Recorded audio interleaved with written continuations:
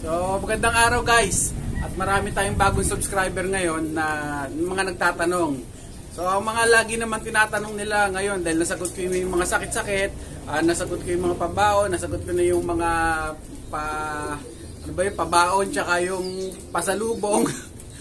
Galing na rin tayo sa daliri. So, maraming mga nagtatanong na bagong mga newbie na nag-iibon ngayon. So, naguguluhan din kasi sila kung paano ba yung tama o ano ba yung sistema na ginagawa ko o yung sasabihin ko lang yung ginagawa ko. So, sa akin simple lang yung sa breeding. So, yung sasabihin ko sa inyo ngayon, so umpisahan natin yung kahit sana araw-araw kasi 7 minutes lang yung laging bago mag 7 minutes kailangan ikat na. Tutuloy-tuloy na lang. So, mag-uumpisa tayo sa selection ng kalapate. Paano ba ako mag-select ng mga ibon ko? Tapos yung pag-pairing nila, ano bang binibigay na vitamins o ano bang ginagawa pag-prepare nila sa pag-prepare natin o tapos selection natin. Ano ba yung mga ginagawa pagka pares na sila o may anak na sila? Ano ba yung mga supplement na binibigay o ano pwedeng ibigay natin kung meron ba tayo o wala o okay lang. Mas sabihin ko rin sa inyo yan. So, yung itopic din natin yung sa mga ibon, pagka YB na, pagka walay. Ako kasi pagka winalay ko na sila, isang beses na lang ako nagpapakain. Kunyari galing ng ng loft, ng cage, tapos tatanggalin ko na sila kasi sa breeding pa lang kumakain na yun eh. Kaya ako nililipat na sa cage sila o kaya sa flyers loft kasi nga kumakain na sila. So ako pagdating ng hiniwalay ko na sila sa magulang nila, isang beses na lang din sila kakain.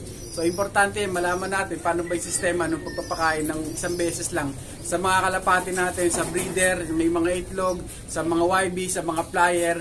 Paano ba yung sistema ng pagpapakain ng isang beses sa isang araw? So maraming benefits yung pagpapakain ng ibon natin sa isang araw. So tatapik natin lahat yan. Ano ba ang itsura ng mga YB natin pagka isang beses lang pinapakain? So ito yung pakita ko lang sa inyo, ko lang yung topic natin So didiretso ko lang to, magsisimula tayo sa breeding. Pakita ko muna sa inyo kung ano yung itsura ng ibon na isang beses lang kumakain sa isang araw. So ito. Yan. Isang beses lang yan sila kumakain. Pero magaganda katawan nila. Balahibo. Yan. Ito ay mga anak ng mga ganos, parehas import magulang. So yan. Kapatid niya. So mga isang beses lang kumakain itong mga to. Tipid sa pagkain. Pero katawan, maganda lahat pink ang mga Ayan, mga ganos. So, ito.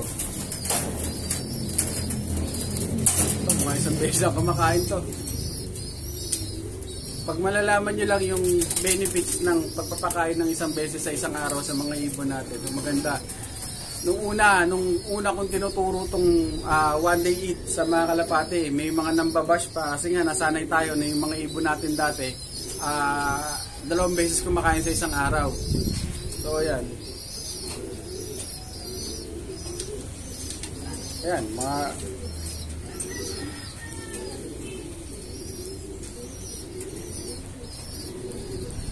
ayan, maganda ng katawan, maganda ng balahibo, isang beses kumakain sa araw. So, pupuntahan din natin yan. Tapos, yung trapping. So, paano ba magturo ng mga YB?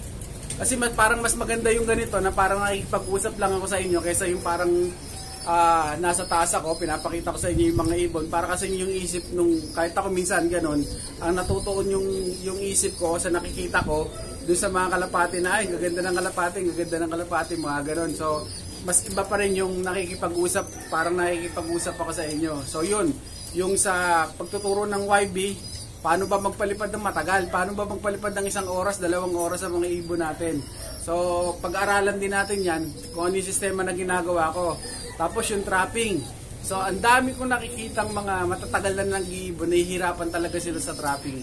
So lagi yung kung matututunan nila yung mga tinuturo ko sa ano, kung alam nila. So maganda yun na matutunan din nila. So makikita ninyo, ang dami ko nakikita. Dating ng ibon, derby, nandun sa kung saan nakadapo, so hanggang sa makatop na. So sayang din yung oras kahit sa mga pares, kahit sa mga pooling. So kahit anong bilis ng ibon mo, pagka hindi pumasok, sayang yung yung bilis ng ibon. So pag-usapan natin yung trapping tsaka yung timing sa pagpapalipad ng ibon natin, kailan ba sila dapat i-training o kailan ko. Guys, lahat ng sinasabi ko sa inyo, yung lang mga ginagawa ko, yung sistema na ginagawa ko sa pag-iibon. Yun lang i-share ko sa inyo. Paano sila tumatagal lumipad, paano yung ginagawa ko, paano ba hindi sila madurog sa lipad, o paano ba sila bago mag-derby, dapat malakas sila kasi yung karaniwan, yung iba bago mag-derby, dahil nga durog na yung ibon. So bago mag-derby, ayaw na lumipad ng mga ibon. So bago mag-derby, dapat doon malalakas yung mga ibon natin. So guys, ang bilis ng oras natin. Basta tutuloy-tuloy ko to. Yung part 1 nito, magsisimula tayo sa breeding ng kalapati, mga kalapati natin sa selection. So tuloy ko tong na to kasi magse 7 minutes na naman. So bago ang lahat, shoutout muna natin. Nagpapa-shoutout yung kumpare ko na si paring Ruel Tayag. At yung dalawang magandang lalaki na kasama niyan sa work niya, si Sir Arwin Ausen at Andy Cargolio. So from Cayman Island sila. So shout out sa inyong lahat at God bless sa inyong lahat diyan, mga bro. At yung kay Sir Ruel Tayag, meron siyang probiotic, kay Triple K probiotic. Kung gusto niyo bumili o o subukan niyo rin. So guys, God bless sa inyo lahat. Tutuloy ko to.